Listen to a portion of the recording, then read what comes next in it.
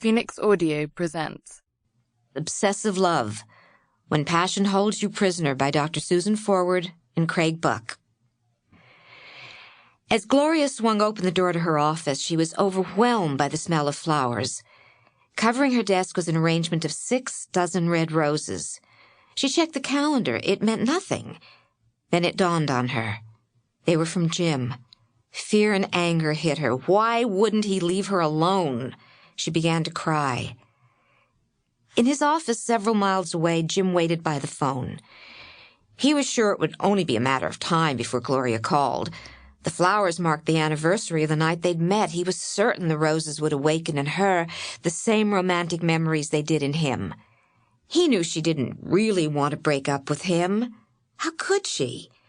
The love and passion he offered was a once-in-a-lifetime gift, and he knew that sooner or later she'd allow herself to accept how perfect it was. On the other hand, he was terrified that she might not call.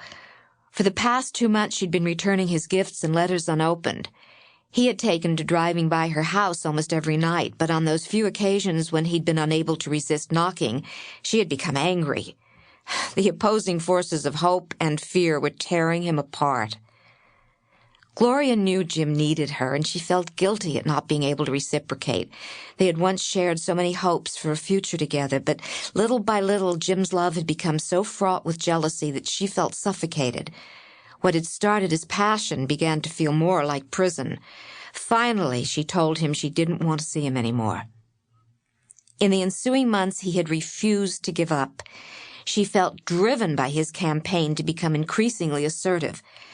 She was convinced that the kindest thing she could do was to get him to give up on her. About 8 o'clock that night, Jim decided he couldn't wait any longer. He had to hear her voice. So he called her. She hung up. He was devastated. Gloria woke the next morning to see Jim sitting on her front step. She felt trapped in her own apartment, but was determined to skip work if she had to avoid contact with him. But after an hour, Jim decided to leave. Gloria arrived at work to find Jim waiting by her parking space. She was so furious that she started screaming at him to leave her alone. Jim just smiled understandingly. Gloria arrived at her office in tears. Jim went home upset with himself for being unable to find the key that would open up her love for him.